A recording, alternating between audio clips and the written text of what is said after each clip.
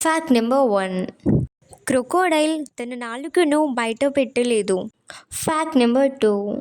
Pigs నేలపై నిలబడి ఆకాశాన్ని చూడలేవు. Fact number 3. ఆస్ట్రిచ్ మెదడు దాని కన్ను కంటే చాలా చిన్నగా ఉంటుంది. Fact number 4. స్నేల్స్కి 1000కి పైగా దంతాలు ఉంటాయి. Fact number 5. ప్రతి ఎర్త్వామ్లో మగ అండ్ ఆడ రెండిటి లక్షణాలు ఉంటాయి.